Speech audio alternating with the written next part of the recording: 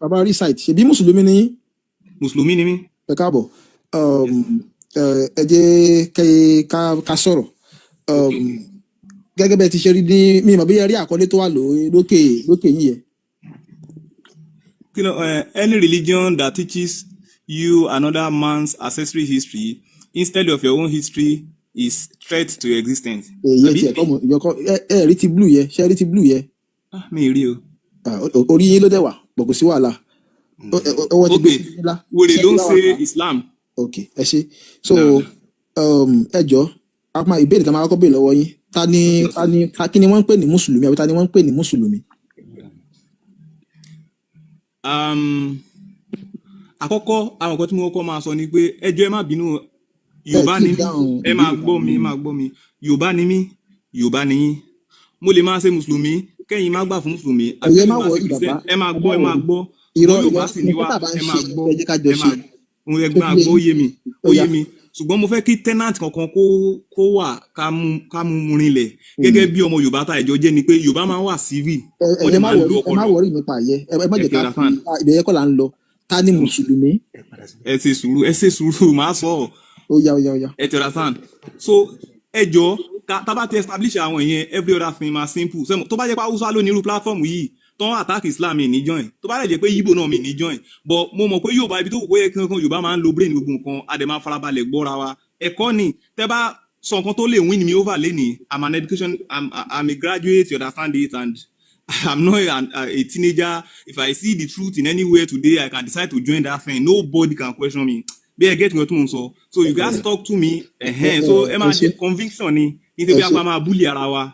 Bàbá Madeleke ẹ jọ̀ọ́ má bínú ẹ ṣeun bàbá mi kèmí kọ́kọ́ fẹ́ gbé fún yín ẹ ti sọ̀rọ̀ ẹni tó ní làákàyè a máa ń gbé ọ̀pọ̀lọpọ̀ èèyàn wá sókè ń bí báyìí ṣe mọ̀ wípé nípa ọ̀rọ̀ ẹnu ẹlòmíì a máa fi mọ̀ pé ṣó ní làákàyè ni ṣe rí with this little thing tẹ́tẹ́ ti sọ lásán yìí èmi ti rí yín pé oní làákàyè ènìyàn ni yín bàbá mi recite èmi ti follow yín èmi wá ń sọ fún yín lẹ́nìí pé àwọn nǹkan ẹ ti promise mi o pé àwọn nǹkan tá a bá gbé jáde ń bí báyìí lẹ́nìí tí ó bá fi ìdí rinlẹ̀ tẹ́yìn náà dẹ́ ń kà tó dẹ̀ fi ìdí rinlẹ̀ pé ẹ máa gbọ́ tèmi nǹkan tí mo kọ́kọ́ fẹ́ kó wá ṣe fún mi nǹkan tí mo fẹ́ kọ́kọ́ ṣe fún mi bàbá mi ẹ bá wa ka Fatia kẹ́ ẹ tú sí èdè Yorùbá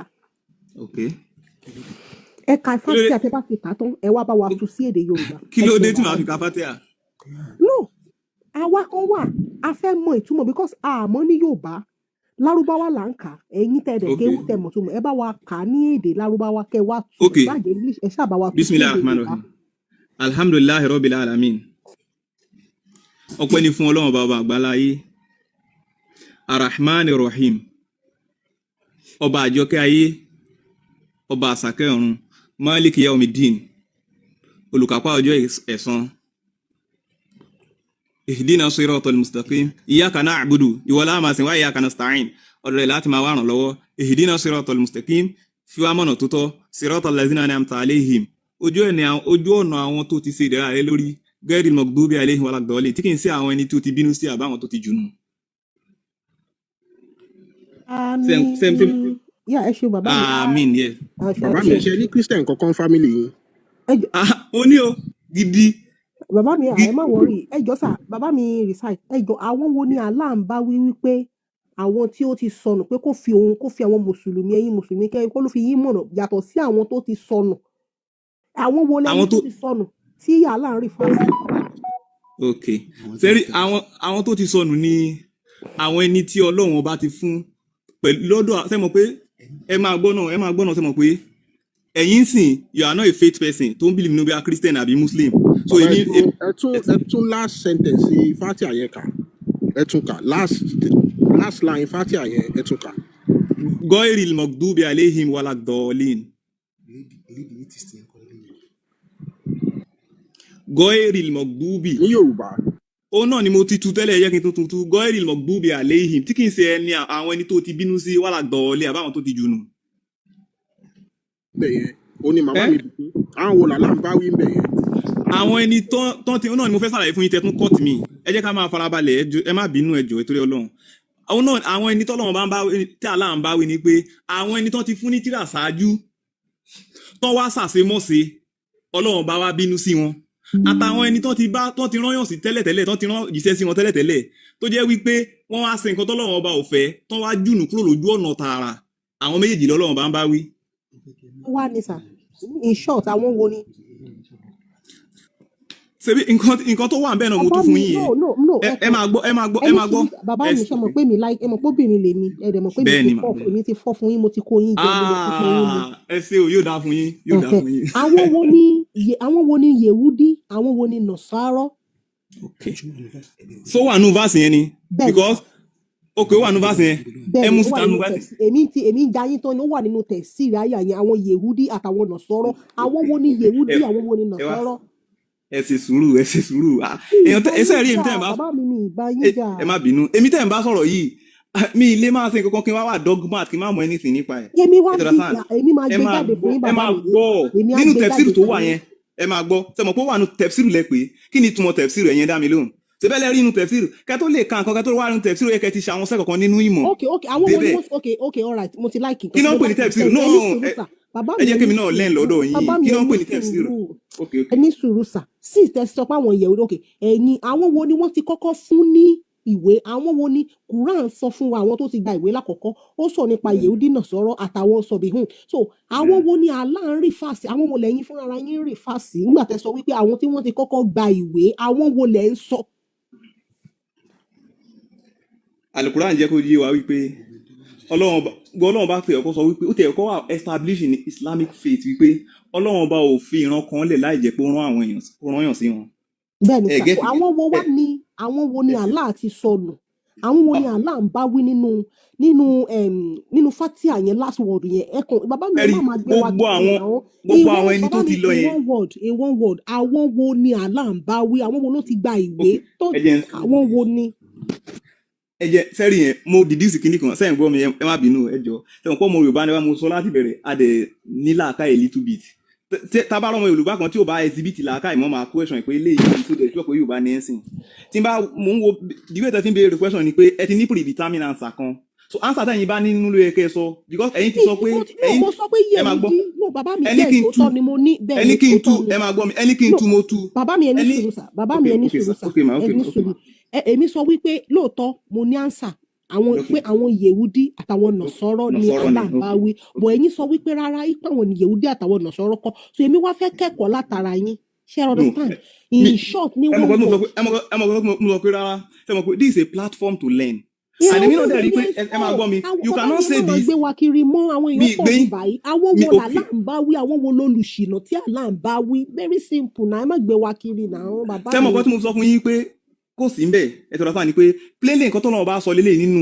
verse yẹn ẹ̀dẹ̀ ni ó wà nù tefsir ẹ tọ́ra sáà commentary mo wá ní òkè kí ni ìtumọ̀ tefsir ẹ gẹ́tì kan tó mo sọ wípé tefsir èé ṣe ọ̀rọ̀ yẹn gangan o èèyàn kan ló explanation wà simple ẹ máa gbọ́ mi but plainly in that verse ẹ máa gbọ́ mi but. mo ti gbọ́ yín bàbá mi mo ti gbọ́ yín àwọn wo wá ní alam ẹ má wọ́n ní gbogbo tẹ́ ẹ sọ ni mo ti gbọ́ mo ti gbà àwọn Yehudi kọ́ àwọn Nasara kọ́ àgírí àwọn wo wá ní.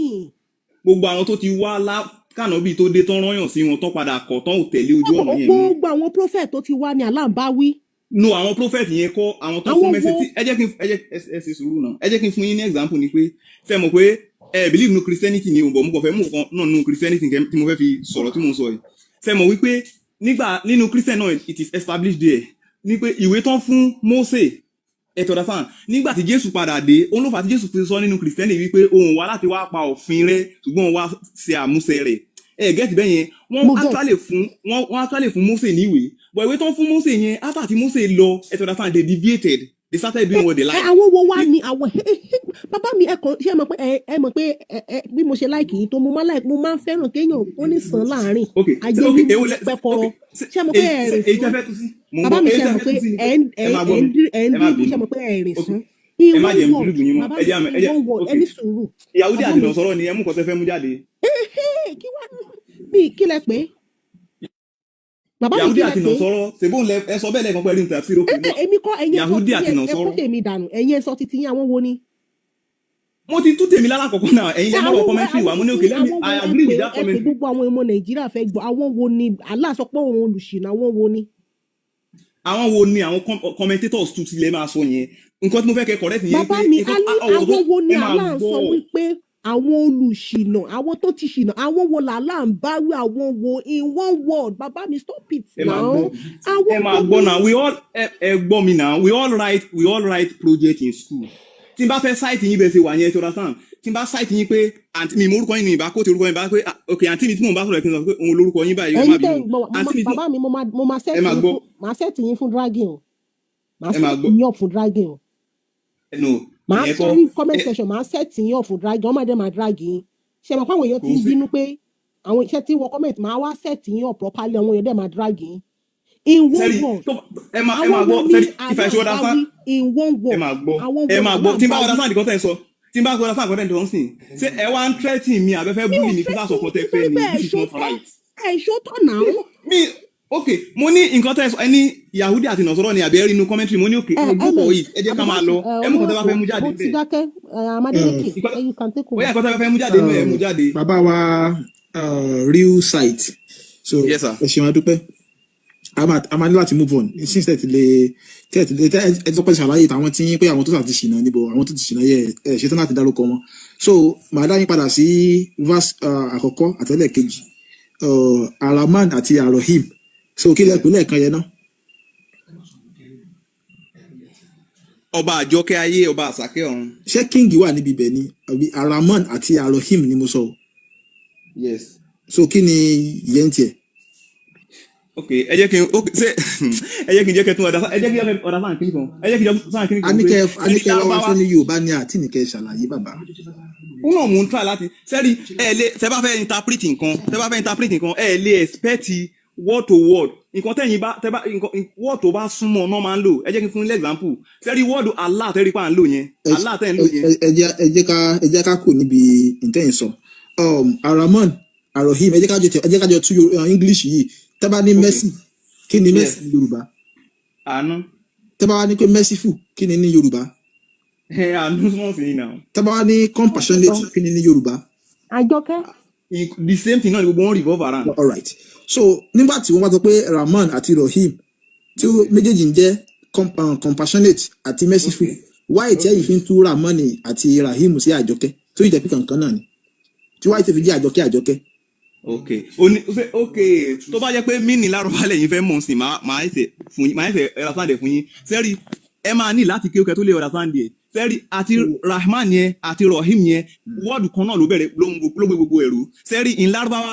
àlàyé lẹ́yìn ṣe mi ìsàlàyé ìtumọ̀ mò ń tún fún iṣẹ́ bí ìtumọ̀ lẹ́fẹ́ mọ̀ náà nǹkan tó fi jẹ́. ìtumọ̀ ẹ̀kọ́ nìyẹn ẹ̀yẹ́ máa wò báyìí ní ìsìn báyìí èmi àti yín jọ tú English ó yé wa so mo fẹ́ a máa move on kó ní yí báyìí ní ìsìn pápápá so that ẹ máa lè dárúkọ nǹkan tí kádẹ̀ka Quran so now nínú Fatiha tá à ń sọ yìí English tú àwọn Lárúbáwá tú sí èdè òyìnbó. ẹ jẹ́ fún ilé mò ń bọ̀ ẹgbọ́n mi náà ẹ jẹ́ fún ilé ìsàmù kan tó lọ tí n bá kọ ọ̀gá. ẹ má tí ì ṣèyọnu bàbá so ẹ jẹ́ kí n bọ́ sí big screen ká gbé verse yẹn jáde so torí pé yìí náà ti bá wa tú nísìn so kó lè bá a náà so ní ìkọ́tẹ́ tú lélẹ̀ báyìí right so now English too. Ẹ bá wa gbé wèrè ló ń ṣe Islam sí orí òkè. Ẹ̀rọ kọ́ni àwọn ará wọ sókè. English too. Wọ́n ní in the name of Allah ní orúkọ Allah the most compassionate most merciful àbí. Aláàánú àti aláàánú jùlọ. Now gbogbo verse gbogbo nǹkan tó tú merciful ni now ẹ̀yin wá fẹ́ tú ti yín ẹ̀yin wá sọ pé Àṣàkẹ́. Now mo wá ń béèrè lọ́wọ́ yín ẹ wá kọ́ fẹ́ ṣàlàyé Lárúbáwá ń pé kìnìkan tí mo dẹ̀ béèrè lọ́wọ́ yín ní sàpọ̀nà nísìnyí pé báwo ni a ṣe máa tú merciful sí èdè Yorùbá ọ̀rọ̀ yẹn ṣé ó lọ straight ẹ̀yin náà dẹ̀ sọ straight ni pé àánú ni bọ̀kà tó wá lórí Lárúbáwá ẹni Lárúbáwá mọ́ ní ìtumọ̀ tó pọ̀ bàbá wa recite ṣé ó yẹ kó rí bẹ́ẹ̀ ṣe ń sọ yẹn. ẹ ò mú bàbá mi mo ti mú tìyẹn ò mú tà. Ar-Rahmani. So ẹ ṣí gbogbo yín bàbá rí side ẹ bá wa send the invitation yẹn sí wọn. Mo ti send the kíní invitation sí wọn. Ẹ lè tẹ kíní òkè yẹn bàbá site. So. Àbí wọn mọ bó ṣe okay wọ́n ti mute. Okay mo ti wà níbí padà. So a ní merciful. Hello ẹ káalẹ́ o. Merciful. Ẹ káalẹ́. yes báwo ni ó ṣe di Àjọkẹ́ àti Àṣàkẹ́? ó náà mo fẹ́ ṣàlàyé fún yín wípé Ẹ máa ṣàlàyé náà root word kan náà ìjọ ní ẹ ti understand root word ẹyọ kan àwọn méjì jọ ní Rahman àti Rahim root word kan náà ni mo fẹ́ ṣàlàyé fún yín pé sẹ́rí tí n bá ní kitab ní lárúbáwá bí n sì omi ní ìwé kátàbà alphabet mẹ́ta ló gbé dúró bẹ́ẹ̀ náà ni the same Rahim àti Rahman alphabet kan ló gbé àwọn méjì dúró gẹ́gẹ́ tí mo sọ ṣùgbọ́n wọ́n Bó wá. ṣe jẹ́ Àṣàkẹ́ bàbá mi nǹkan tẹ̀ ń sọ yé wa ó yé wa àwa wá ń béèrè lọ́wọ́ yín sẹ̀ pé báwo ni merciful and most merciful ṣe wá di Àjọkẹ́ ayé Àṣàkẹ́ ọ̀run ṣé bẹ́ẹ̀ sọ pé educated person ni ṣé bẹ́ẹ̀ sọ pé graduate ni. mi sọ pé mo sọ bẹ́ẹ̀ graduate ni mi fẹ́ bá níṣẹ́ lè fún mi iṣẹ́ tó bá sàkárà dà bọ̀ máa wò tí láàrin yín bá gbé. merciful ṣe wá di Àjọkẹ́ àti Àṣàkẹ́. sí wàhálà mò ń gbọ́ yín ẹni. báwo ni merciful and merciful tí Rahman yẹn ẹ máa gbọ́ tí Rahman yẹn is a little bit more encompassing than that of Rahim òun làwọn bàbá wa fi tú pé Àjọkẹ́ ayé ẹ máa gbọ́ ẹ mọ̀ pé Àjọkẹ́ ayé yẹn mí pé Àjọkẹ́ táyé ni pé àtẹ̀yìntẹ̀ mọ̀lẹ́ ni ẹ ní o kìrìsìtẹ́nì ni ẹ ní o òṣèbọ ni o igi ló forí balẹ̀ fún ni o òun pàkìtì sókè ni o ẹ máa gbọ́ Rahman yẹn will cover you in this life that is tọ́lọ̀ bàbá rọ̀jò báyìí gbogbo èèyàn lójú yẹn máa kàn bọ̀ tó bá ti di ọ̀run Rahim yẹn ẹsẹ̀ máa work.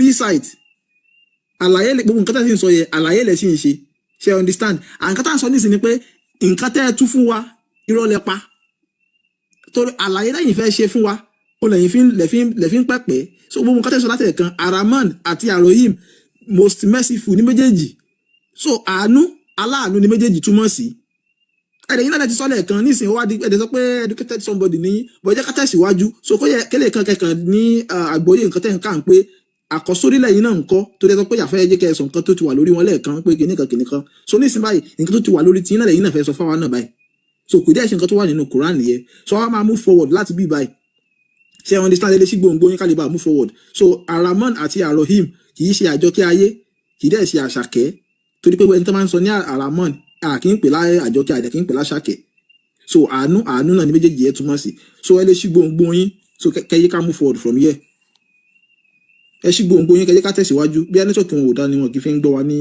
tàbá ti ní kẹ́ ṣé nẹ́tọ̀kì yín yẹ ṣe dáadáa ń gbọ́ wa ní ẹ̀kan náà. ó ti ṣe mò ń gbọ́ yín sìn mò ń gbọ́ yín dáadáa yín ni ẹ̀yin gbọ́ mi. à ń gbọ́ yín tàbá ti ní kẹ́ ó dọ̀ ní máa ó yé yín now. ok ẹ jọ̀ọ́ ẹ má máa múùtù mi kí n má mọ̀ ó máa ń jẹ́ kí n máa tu máa sọ̀rọ̀ mi tẹ̀ ní mọ̀ pé ti múùtù mi. mò ń gbọ́ yín sàn láti mú kúrò lórí èèyàn àbí. ìyá bẹ́ẹ̀ ni now Quran gbé wá nínú Quran 27 verse 1 something ó ní pé Muhammad ẹ ló náà ẹ ti béèrè àwọn questions kan lọ́wọ́ mi sìn bọ́ ẹ tẹ wá jẹ́ kí n mọ kí ni reason fi ń béèrè àwọn questions wọ̀nyẹn lọ́dọ̀ mi. afẹ́ lẹ́ẹ̀ látọ̀dọ̀ yín ni. èmi náà ready láti lẹ́ẹ̀ lọ́dọ̀ yín kò sí wàhálà ẹja lọ.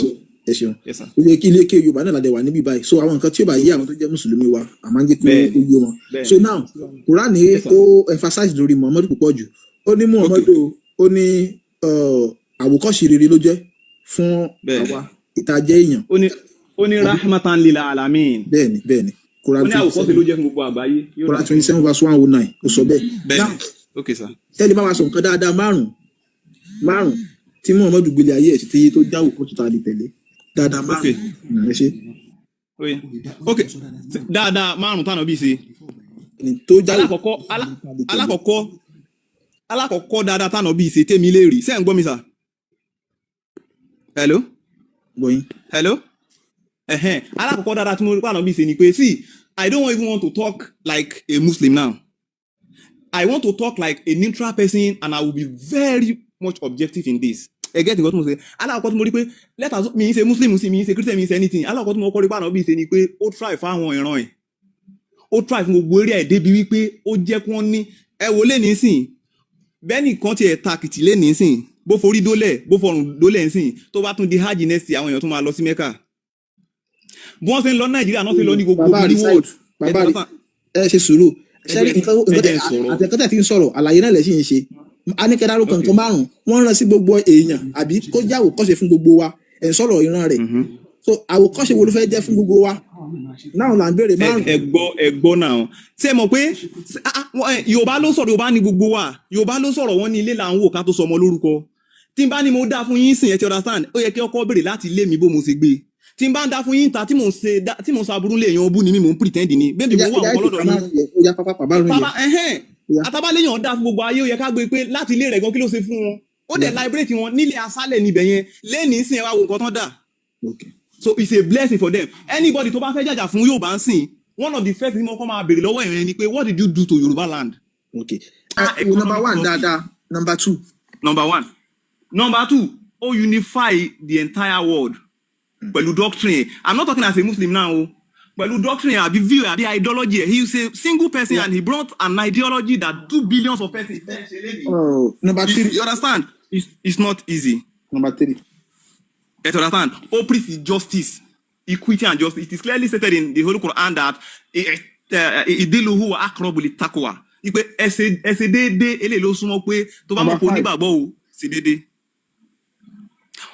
Ó dẹ̀ fi òótọ́ hàn nínú àwọn kan táwọn bí fi hàn jù pé kí èèyàn sòótọ́. No, ẹlẹ́kẹrin. Ẹlẹ́kẹrin ló kù òkè ya. Òótọ́ ó sòótọ́ dáadáa tó yẹ pé èèyàn mọ̀ pé eléyìí kì í jà bá àdéhùn kódà lójú ogun tó bá yín ní any deal láwọn ogun tó jà tó bá bá nígbà tó kọ́ńkà Mẹ́kà tó fẹ́ wọlé ó ti ní deal pẹ̀lú èèyàn ọ̀gá wọn tó ń pè ní Abu Sufyan tẹ́lẹ̀ pé tábà ti kọ́ńkà yìí à ní kógun jà nù ilé ẹ̀ ìgbà tó kọ́ńkà báyìí. Ẹ má wọ bàbá àti ìníkẹ́ ṣàlàyé àṣìníkẹ́ kan list kí ni ẹlẹ́ẹ̀karùn-ún. Èló ni mo ti list mẹ́rin àbí. Bẹ́ẹ̀ ni. ẹlẹ́ẹ̀karùn-ún ni pé kò dẹ̀ bá gbogbo àwọn tó bá lẹ̀ tó jẹ́ prefect. Sàlékè ẹni kó gbé fóònù fáfá yẹn náà òun ní voice yẹn ń disturb wa ẹjọ ẹ ṣiṣẹ́ yín tẹ́ bá wà ní ẹjọ.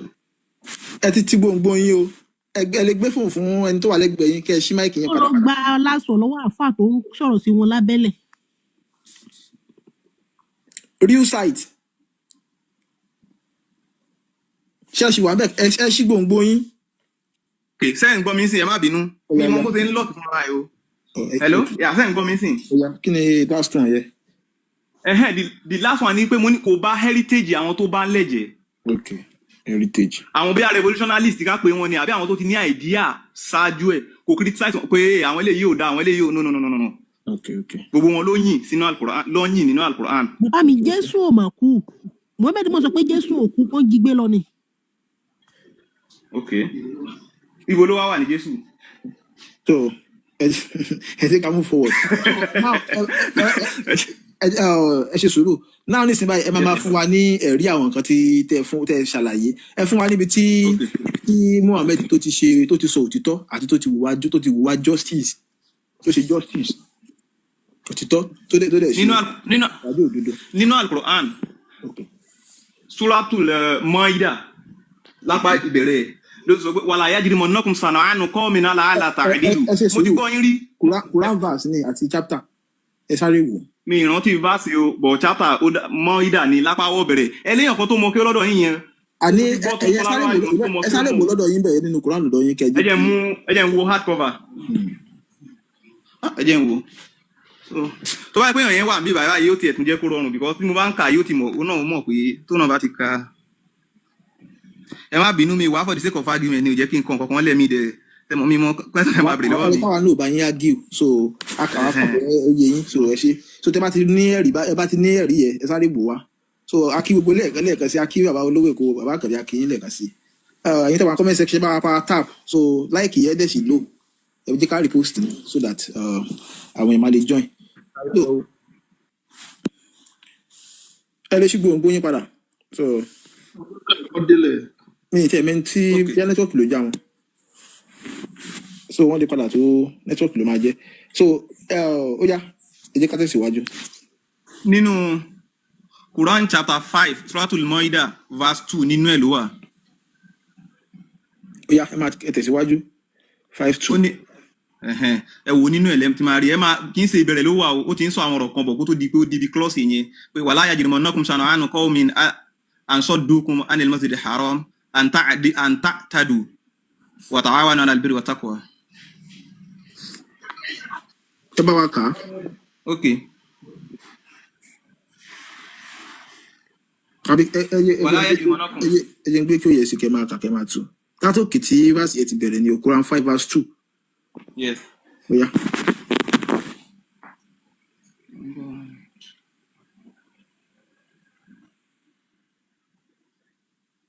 Ẹ tún ti gbòǹgbò yín recite.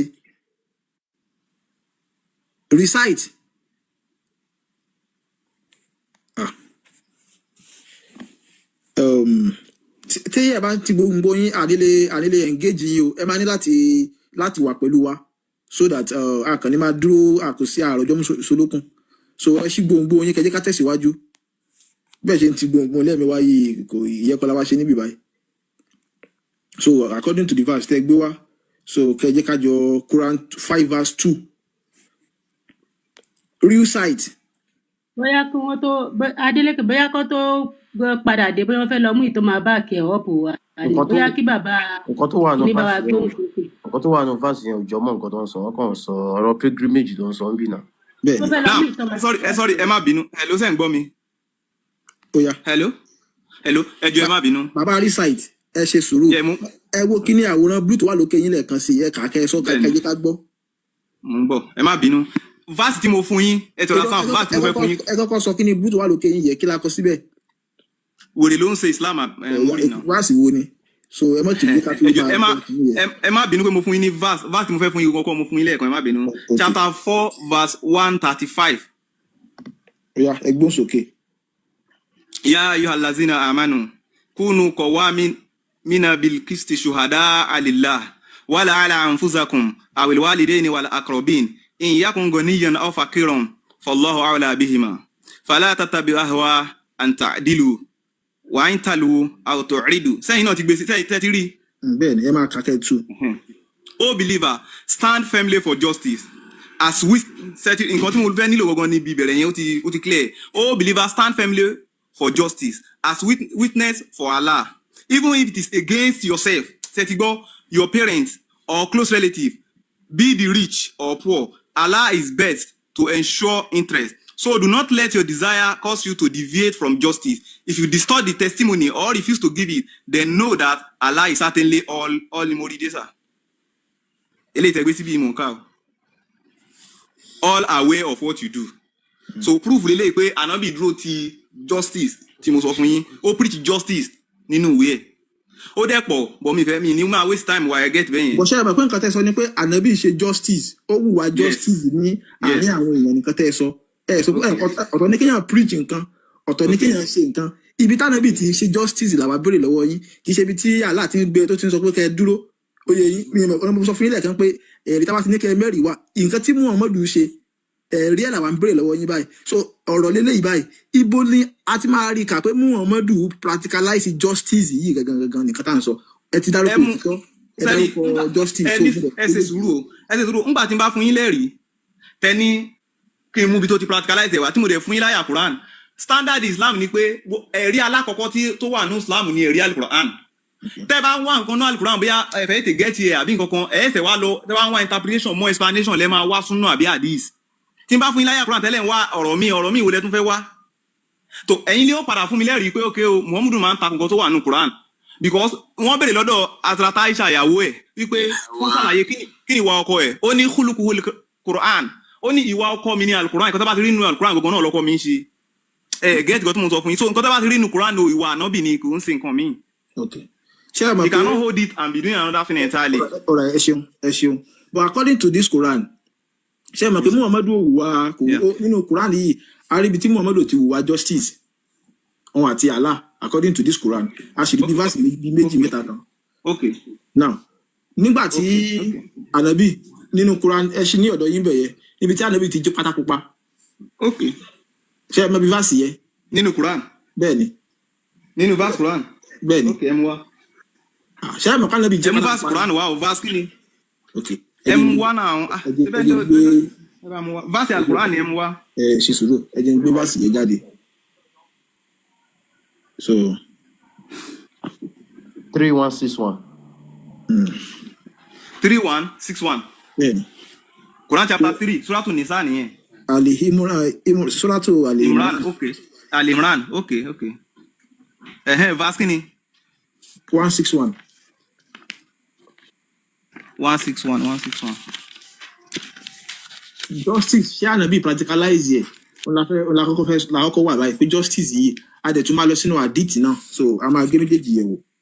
161. bẹ́ẹ̀ni ṣe ti débẹ̀. 161 mo ti rí 161 níbí. Bàbá kánà ní nàbí yìí àyìnyàgùlà.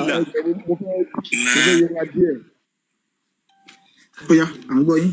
ó yá ìgbésàlẹ̀ lórí screen yín. ṣé ẹ ti gbé jáde òkè ṣé kí n máa kà àbẹ́yìn ẹ̀yin ẹ̀ka àbí kí n kà. ẹ̀yin náà ní kẹ̀ka. ẹ̀yin lẹ́mú wa ẹ̀yin náà ló máa ka ilé ẹ̀ má bínú ìgbà tí n bá mú èmi mò ń kà. Okay. So Quran 3 verse 1 tó máa dákẹ́ ẹ̀ka nítorí tá a bá kà ní ìsìn tó bá sọ pé kò ṣe bí nǹkan tó wà ń bẹ̀ nìyẹn bí tá a ti máa ní pọ́blẹ́mù nìyẹn so ó pè kẹ́ẹ̀ka kí gbogbo ilé gbọ́ ẹ̀ pé àjẹyàn tẹ̀kan. kò pé kankan ṣèbí English ni ẹ mọ̀ọ́kà mo mọ̀ọ́kà ẹ máa wá kankan mi ní dáyìn padà pé content nǹkan ló wà bẹ́ẹ̀. ẹ ṣe sùúrù báyẹn ìyá advocate ṣe wà ń bẹ̀ so Quran 3 verse 161 a máa dẹ̀wọ́nú àdìt wọ́n rà nǹkan wọ̀n sí bẹ́ẹ̀ ṣé olówó kò wà ń bẹ́ abẹ́mẹ̀s. So ẹ̀ka kí n bá yín tu. It is not appropriate for a prophet to illegally withhold the spoils of war. mo ń gbọ́ yín o.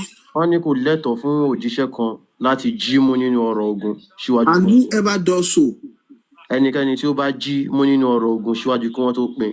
It will be held against them on the day of judgment. wọ́n máa lo ohun tó jí mú nínú ọrọ̀ ogun náà tó bá di ọjọ́ ìdájọ́.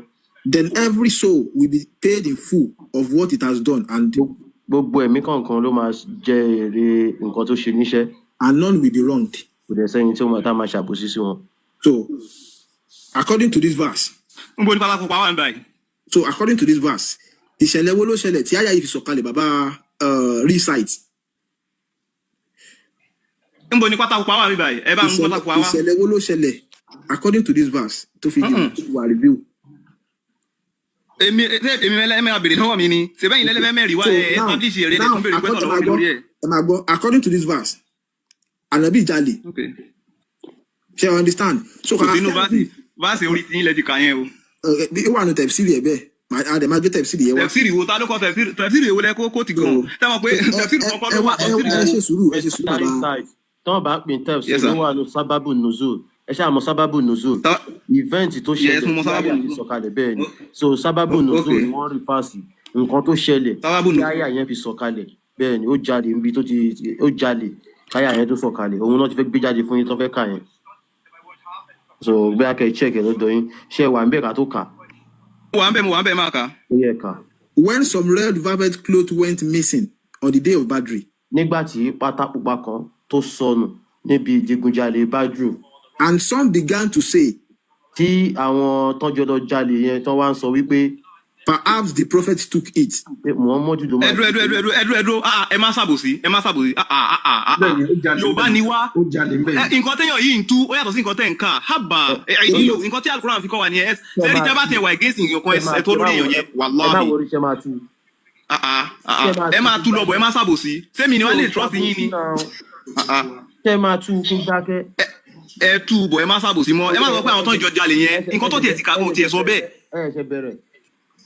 When some red velvet cloth went missing on the day of Badri. nígbà tí pátá pupa kan tí wọ́n wú tán ṣàwárí ẹ̀ tí wọ́n wá tí wọ́n ò rí níjọ́ ìdigunjalè Badru. Some began to say. àwọn èèyàn wá ń sọ wípé. Perhaps the prophet took it. Muhammadu ló jí pátá yìí Muhammadu jalè ń bẹ̀ yẹn ó jalè ń bẹ̀ yẹn. The following verse was revealed. ibẹ̀ ni àyà yẹn ìgbà tí Muhammadu rí pé wọ́n ti ń pe òun lólè káṣírí bá máa tú bóyá sọ pé Allah ti gbé àyà yẹn wá nìyẹn ṣó yẹ yín báyẹn. Mr. Recite.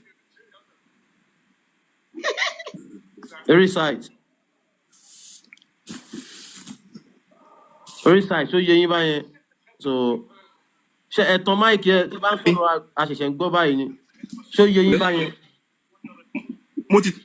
Mo ti tàn ẹ̀yà ẹ má mo gbọ́ yín. Ṣó yẹ yín ṣé kí ni ẹ yẹ yín? Àbí sábàbù sábàbù nùzúlì ilẹ̀ bójúlé tẹ̀ fi sọ bẹ́ẹ̀. sábàbù nùzúlì ẹ̀ nìyẹn tẹ́yìn náà bá ní lọ́wọ́ ẹ̀ lè chẹ́ẹ̀kì àwa ò kí ń parọ́ ń bì. ok mo mọ̀ ẹ́ ṣe sùúrù náà ṣèbí sábàbù nùzúlì ilẹ̀ bójúlé tẹ̀ fi sọ bẹ́ẹ̀. sẹ́ẹ̀rì mi wà tó sì bá kẹ́ ọ̀pá abẹ́lé nìkan ni. ó ṣe nǹkan tẹ̀sán pé ṣé ó. ok ẹ kó gbogbo ẹ jẹ́ ká. ẹ fún wọn lẹ́rìí. ẹ kó wá ẹ jẹ́ kí n gbọ́ owó ẹ̀ náà ẹ má bínú ẹ fún wọn níbi orí wàhálà màá lè rẹ̀. ǹjẹ́ mọ̀ pé Badru yẹn jẹ́ mọ̀ pé ó lè lọ́lọ́jà Mr. Recite ẹ̀tàn máìkì ẹ̀ ó ti pa o. ẹni mo ní mo ti tán. Badru yẹn tó máa ń sọ pé ogun Badru ǹjẹ́ mọ̀ pé ó lè lọ́lọ́jà abẹ́ mọ̀ ṣé ẹ mọ̀ abẹ́ mọ̀. olè kan náà lọ́jà ó lè lọ́dọ̀ jam robbery. lọ́nà wo. Ṣé ẹ mọ̀ pé ó máa ń já caravan àwọn èèyàn gbà ní ọgbà amúrọ̀bà ní Muhammadu ni ó lè lọ́dọ̀ já ẹ má báyọ̀ pé mo sọ pé ẹ ti sọ fún wa pé graduate ní adé expect bẹ́ẹ̀ ní ìṣẹ̀dá bá sọ fún yín bí yòó ẹ lè research fún ara yín ẹ lè lọ wo kí ló ṣẹlẹ̀ bádùrù yẹn bá lóye ṣẹlẹ̀ ẹ rí lọ́jà. tó bá yẹ pé mi ti research ẹ̀ tẹ́lẹ̀ bọ̀ ẹ̀yin sáà máa sọ̀rọ̀ yín máa sọ̀rọ̀ náà. ẹ tẹ́ bá rí tẹ́lẹ̀ tẹ́ bá sọ pé fẹ́ rí wọ́n lè gbé jáde fún yín kẹ́ lè rí kí n parọ́ mi. fẹ́ẹ̀rí mi tún wà lórí ìṣe pàtàkì pàìkín rẹ̀ sọ́n lórí ìyẹn bí a ka move àbí sọ́ra kalẹ̀. wọ́n ti fẹ́ fún yín bomi tẹ́ bá tún nídìí ibi tó ti jáde wọ́n á tún fún yín yẹn á jẹ́ nọ́mbà 2 tẹ́ bá tún ní ibi tó ti jáde wọ́n á tún fún yín ibi tó ti jáde kúrò ó tó 17. ó yìí tún ṣàgbèrè. So ẹgbẹ́ kan lè mọ̀ yín pé justice lẹ́sọ̀ pé ó mú wá pé kò ṣe pé Amadélékè sọ fún yín lẹ́ẹ̀kan yín pé ó preach nǹkan ó yàtọ̀ sí ó ṣe nǹkan dáadáa tí Muhammadu ṣe ni wọ́n bí yín wọn ò sọ pé dáadáa tí Muhammadu preach. Mo lè máa sọ fún yín pé má jalè o kí n tẹ má jalè ṣe understand so nǹkan tó ṣẹlẹ̀ sí Muhammadu gan tí Muhammadu gan kò rí dáadáa kankan ṣe so ṣe níbi tó ti jalè mí lọ́wọ́ ibi tó ti lọ gbaṣọ olówó èkó ló máa túbẹ̀ yẹn. ẹ jẹ́ gbé jà. àtọ́bárí. sẹ́yìn tó ń lo Jazzy Tech yẹn kẹlẹ́mọ̀ bí ẹni ẹ wà ń bẹ àbọ̀ ń rìpọ́tù. ok Jazzy Tech ṣe wà ń bẹ real site ẹ lè máa ti gbóngbó yín tàbá wà lórí kíní. mo wà pẹ̀lú yín náà mo tún fẹ́ fún mi lẹ́rìí ni náà. ok so Jazzy ṣe wà ń bẹ. ẹlẹ́fẹ́ fún mi lẹ́rìí àwọn òbò mi mo fẹ́ kú bọ́ gbogbo ẹ̀ ní sọ́dọ̀ kí n respond. ẹ ṣe sùúrù Jazzy ẹ ṣí gbóngbó yín. sẹ́yìn gbọ́ mi bẹ́yẹn. ẹ ṣàwùjọ dàn báyẹn J-Tech Jazzy Tech. ẹ respond sílẹ̀ so kó má dà yín pé a tún mú bòmí wà fún yàrá tó mú bòmí wà fún yín ó jẹ́ pé excuse náà lè máa tún mú wà bùsẹ̀ ẹ respond sílẹ̀ ẹ̀rí tó múnádóko náà ti fún yín yẹn so ẹ respond sí. sẹ́rí lórí ọ̀rọ̀ pátákùpá yẹn irọ́ ni kò sí nǹkan kan bẹ́ẹ̀ sẹ́rí kí ni tẹ mú wá lórí pé ẹ má bínú sábàbù nùzúl àbí sàmì sáré sàì ṣáwa la parọ́ àbí Quran ò parọ́. ok fi Quran bá kí lẹ́jọ́ wá sọ pé àwa la parọ́ ni pé rọ́ ni. kí ni ṣé Quran kọ́ lẹ́ka tẹ́ fi mú pátákó síta o Quran ò dárúkọ ànábì pa ànábì ìjà ní olè o Quran ẹ máa gbọ́ Quran tẹ kà ní pé ẹ máa ẹ ṣe sùúrù kẹ́ gbọ́ wáyé. mo ti dákẹ́ sà. ẹ náà tí àyà bá sọ̀kalẹ̀ àwọn àyà máa ń ní sábàbù nùzúl àbí kò kì í ní. ó máa ní. torí bóyá nǹkan tẹ expect pé kọ́ kọ sínú Quran ni pé Muhammadu ó jalè bí yìí o tá a bá ka àyà kan nu Quran tí àyà yẹn ò bá tí a bá wò pé akíní nǹkan tó ń sọ ń bì kí ló ṣẹlẹ̀ tó fi sọ àyà yìí kalẹ̀ ok wọ́n ń dúró mọ́ Muhammadu pé kò lẹ́tọ̀ fún at least tẹ́ bá wo àyà yẹn ṣe bí àbí mo parọ́ wọ́n ń dúró mọ́ Muhammadu pé kò lẹ́tọ̀ fún Muhammadu láti jalè bẹ́ẹ̀ ni àyè bẹ́ẹ̀ kọ́ bẹ́ẹ̀ ni èèyàn kan sọ̀rọ̀ bẹ́ẹ̀ yẹn ṣe máa gbé fún fẹ́ni yẹn. No, ẹ máa gbọ́ ẹ ṣe sùúrù náà ẹ ṣe sùúrù sẹ́rí ẹ mọ̀ kọ́ tó ń sọ fún yín pé nǹkan tẹ sẹ́rí kọ́mẹ́ntìrì tẹ bábùlù tẹ lọ́ọ̀ka yẹn ẹ jẹ́ tí bá ti fẹ́ sọ̀rọ̀ ẹ kò drop mi náà ni. ó yẹ káyà yẹn gọ́gọ́ kẹ́ ẹ tú ẹ máa gbọ́ ẹ ṣe sùúrù ẹ gbọ́ mi ẹ ṣe sùúrù nǹkan tó fẹ́ sọ fún yín ni pé sábàbù nùzúlù tẹ ẹ sọ yẹn. ẹ fi sábàbù nùzúlù lẹ báyìí aya yẹn gogogogogo. oya ẹgbẹ́ sí kí n kà ẹgbẹ́ sí kí n kà. ẹ bá bínú ẹ bá wa gbé aya yẹn sí padà Quran chapter 3 verse 161 yẹn òun nìyẹn ó yẹ ká kẹsù. okay it is not appropriate for a prophet to illegally wa ma kana li nabiyyin an yagulla wa man yaglul ya'ti bima gulla yawm al-qiyamah thumma tuwaffa kullu nafsin ma kasabat wa hum la yuzlamun. It is not appropriate for a prophet to illegally withhold spoils of war. Ó yẹ tún Yorùbá. Kò lẹ́tọ̀ọ́ fún òjíṣẹ́ kankan láti kó èrè ogun. Láti ṣe kí ni? Lọ́nà tí ó tọ́. Láti kó èrè ogun lọ́nà tí ó tọ́. Téèyàn bá kó nǹkan lọ́nà tí ó tọ́, kí ni ìtumọ̀ ẹ̀? Ó lè ní àbí ìwà ìdání ṣùgbọ́n kò sọ pé ìkọ̀kan kò sọ pé àná bí kó o. Recite ẹ lọ school àwọn tó dẹ̀ ń gbọ́ wa náà lọ school. Tí n bá kó nǹkan lọ́nà tí ó tọ́ nǹkan tí ò ṣe tí mo wá mú lọ́nà tí ó tọ́ kí ni mo ṣe. Ẹ dúró nọ́nà ok sáyà yẹn sọ pé ànábì ló kó ni àbúrò pé ànábì kó ni ok ẹ máa gbọ́ ayé tó bá ní kó má pààyàn báyìí ní sẹ́ máa sọ pé ànábì pààyàn tó bá. ẹ ṣe sùúrù rìsáìtì ẹ jẹ́ kí kíní kó lè yé wa kò sẹ́ni mi ò kó kíní kan lè jọ yé wa ni àwọn kan ò lè gbéwé kan wá láti ilẹ̀ lárúbáwá tó wá máa fi dalẹ̀ yorùbá rú nǹkan tí mò ń bí ni pé téèyàn bá mú nǹkan lọ́nà tí ó tọ́ kí ni ìtumọ̀ ẹ̀. o lè ní ó yá kọ̀ntínú wọ́n wá sọ pé kò lẹ́tọ̀ọ́ fún òjíṣẹ́ láti jalè náà òjíṣẹ́ wo ni wọ́n rí fáàsì pé jalè nínú àyà ìsà ta ló gba Quran yìí wá. wọn ò tí sọ pé wọn jalè bí náà wọn ní kò lẹ́tọ̀ọ́. òjíṣẹ́ wo ni wọ́n rí fáàsì nínú àyà ìsà. anagba Muhammad sallallahu alaihi wasallam ẹ jẹ́ lọ àbí gbogbo àwọn ànábì yòókù any prophet. ẹ ṣe sùúrù tí ń yé wa now wọ́n sọ pé kò lẹ́tọ̀ọ́ òjíṣẹ́ yẹn ká yọ kúrò ká fi Muhammadu sí kò lẹ́tọ̀ọ́. a lè fi Muhammadu sí àyà yẹn ẹ ṣe sùúrù ṣe àyà yẹn mọ̀ pé ẹ máa gbọ́ nínú alukur'an nígbà tó lọ bá fẹ́ bá ànábì sọ̀rọ̀ ṣé kò sí ló ti bá sọ̀rọ̀ dáyé pé Muhammadu Rasulullah ìwọ mo fẹ́ bá sọ̀rọ̀ bíbá yìí o. ẹ ṣe sùúrù sà. tí ó wà jẹ́ pé àwa ni ó máa wá yọ àmọ́ wá fi sí fọ́lọ́hún tó bá ní kò lẹ́tọ̀ fún òjíṣẹ́ sáà lọ́bì nìkan òjíṣẹ́ ni gbogbo òjíṣẹ́ kò lẹ́tọ̀. research ẹ ṣe sùúrù àjọ fẹ́ break ayáyà yẹ ká break it down kí gbogbo àwọn tó wà níbí kí wọ́n máa ó gbé wọn ṣe understand.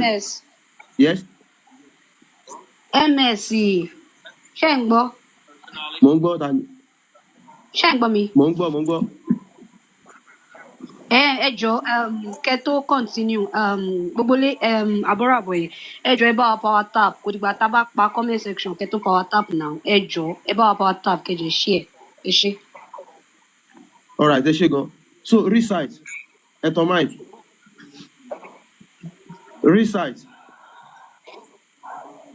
recite. ẹ ń gbọ́ mi. ọ̀rọ̀ àti ń gbọ́ báyìí. mo ń gbọ́ yín sáà o. ta ló gba Quran yìí wá.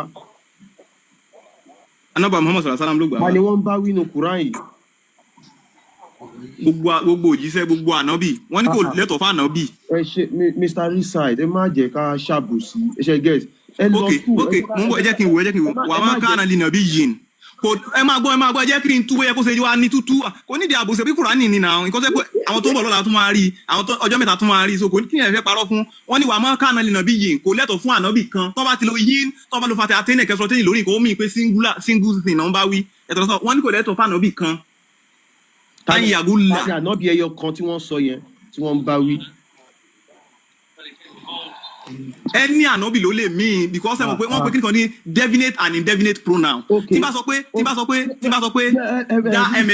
dá ms bàbá ó mi pé ms bàbá tí mò ń sọ yẹn èmi speaker àtẹ̀yìn audience àmọ́ ms bàbá yẹn but ìbá sọ pé àbí sọ pé an ms bàbá mi pé bóyá audience mi gan ò mọ ms bàbá yẹn indefinite pronoun. ẹ jẹ́ kí a kàn jọ èmi àti yín àjọ fẹ́ gbọ́ àgbọ́yé kínní ṣe understand. A mọ̀ wípé Quran ó máa ń ní sábàbù nùzúl dẹ̀ ni pé ìṣẹ̀lẹ̀ tó ṣẹlẹ̀ kí àyà tó sọ̀kalẹ̀ bẹ́ẹ̀ ni àbí bẹ́ẹ̀ kọ́ ìṣẹ̀lẹ̀ tí nǹkan yẹn ta ní ok Muhammadu ṣe bí àwọn ìṣẹ̀lẹ̀ tó ṣẹlẹ̀ sí nígbà ayé ẹ̀ òun ni àyà fi ń sọ̀kalẹ̀ ṣé Muhammadu ń gba àyà lórí ìṣẹ̀lẹ̀ tó ti ṣẹlẹ̀ kọjá tẹ́lẹ̀ ni. ṣé kí n respond àbí. ẹ má jẹ́ nísìnyí báyìí nǹkan kan ṣẹlẹ̀ èmi àti èèyàn jọ ń sọ̀rọ̀ nǹkan kan wá ṣẹlẹ̀ ní moment yẹn mo wá sọ pé gbé kinní yẹn kúrò ńbẹ̀ yẹn tí nǹkan yìí bá ti ṣẹlẹ̀ gbé kinní yẹn kúrò ńbẹ̀ àwa kọ kinní yẹn sílẹ̀ so àwọn kan wá ń ka nǹkan yẹn pé wọ́n kọ síbi kan pé gbé kinní yẹn kúrò ńbẹ̀ yẹn wọ́n wá ń béèrè pé kí ni ó ṣẹlẹ̀ ó yẹ kẹ́sì mọ̀ pé nǹkan tó ṣẹlẹ̀ ńbẹ̀ yẹn láàárín èmi tí mo gba ìṣípayá tí mo sọ̀rọ̀ yẹn moment yẹn nìkan yẹn ṣẹlẹ̀ so ní inú àyà yìí sà ẹ̀yin náà sọ pé singular person ni wọ́n bá wí kò lẹ́tọ̀ọ́ fún ànábì I don't know bóyá ẹ̀ expect kan sọ pé wọ́n ti sọ pé kò lẹ́tọ̀ọ́ fún òjíṣẹ́ kan ta ni òjíṣẹ́ kan wọ́n sọ ta ló gba Quran wá.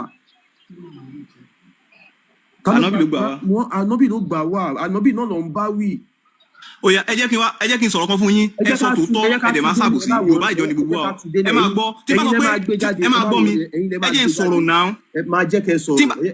ms bàbá ẹjọ ẹ gbọ́ mi tí bá sọ pé ẹ máa gbọ́ mi ms bàbá tí bá ní kò lẹ́tọ̀ọ́ fẹ́ nìkẹ́ni bíbá yìí kó pariwo tí wọ́n mọ̀ pé kò lẹ́tọ̀ọ́ fẹ́ nìkẹ́ni bíbá yìí kó pariwo ó mì pé ẹnì kankan òwúrọ̀ pariwo bọ̀ mi mẹ́sàn ẹnì kankan in particular. but moment yẹn àwọn èèyàn pariwo bẹ́ẹ̀ ni àyè bẹ́ẹ̀ kọ́. tí wọ́n mọ̀ pé bẹ́ẹ̀ ṣe wà yìí tí n bá lẹ̀ jalè tọ́lọ̀ bàbá sọ ayé kalẹ̀ wípé kò lẹ́tọ̀ fún ànábì mi kankan kó jalè ó mì pé kọ́ tọ́lọ̀ bá sọ fún indirectly ni pé ọ̀rọ̀ tẹ́ ń sọ yé allegation irọ́ ni kò possible ká ànábì mi kankan jalè get in defence ọ̀rọ̀ tẹ́ ń gbé ìgbésẹ̀ yìí. kí ló wá dé tọ́lọ̀ ó ṣe ẹnikẹ́ni ló dárúkọ náà àdìsí yẹn o. ẹnikẹ́ni kọ́ ló ọ̀rọ̀ tó jẹ́ defence lẹ́ ń lo against yìí sẹ́rí ọ̀rọ̀ tó jẹ́ defence fún ànábì lẹ́ ń lo against ànábì ọlọ́run bá sẹ́rí the same irú ọ̀rọ̀ yìí ọlọ́run bá ti lò fún ànábì nígbà tó sọ̀rọ̀. ẹ ṣe sùúrù ẹ má wọ ṣé bí tí n bá fún yín lọ́kọ́ ṣe bọ́dọ̀ yín lẹ máa roko sí àbẹ́ máa roko sí bòmíì ni tí n bá fún yín lọ́kọ́ ibo lẹ máa roko sí. ẹ má ti máìkì yìí ẹ̀tàn mike recite tí n bá fún yín lọ́kọ́ ibo lẹ máa roko sí. tí tẹ bá fún mi lọ́kọ́ ó dìbẹ́ ibi tẹ bá ní kí n roko sí o tó bá yẹ pẹ́yìn lẹ ní ibi tẹ bá ní kí n ro sí tẹ bá gbà mí sẹ́ màá ro sọ́dọ̀ ibi tẹ bá ní kí n ro sí. Ọlọ́run tí bá jẹ́ alágbàro tí bá jẹ́ alágbàro fún yín. Tẹ́ bá jẹ́ alágbàro tí bá fún yín lọ́kọ́ ṣé ẹ máa kọjú ọkọ́ sí ẹ̀yìn ni ṣé bọ́dọ̀ yín lè máa roko sí. Ó yẹ kí tẹ bá ní kí n ṣe ro sórí ọ̀gẹ̀dẹ̀ ni màá kó sí náà. ẹ má worry Mr. Recite. ok tí wàá gbé sọ́fẹ̀ tó bá gbé sọ́fẹ̀ mi fẹ́ fi kó ń kọ́. ẹ má worry Mr. Shovel yàtọ̀ sọ́kọ́ ọkọ́ ni mo dárúkọ mi ìdárúkọ shovel. kí náà pé sọ́fẹ̀ ok ó yá ẹ máa sọ̀rọ̀ yín. Lórí site mo mọ̀ pé èèyàn kan wà bẹ́ẹ̀ yẹn bọ́ ẹ sọ fẹ́ nìyẹn wípé tá a bá ti attend sí tán ẹni yẹn máa gba fóònù.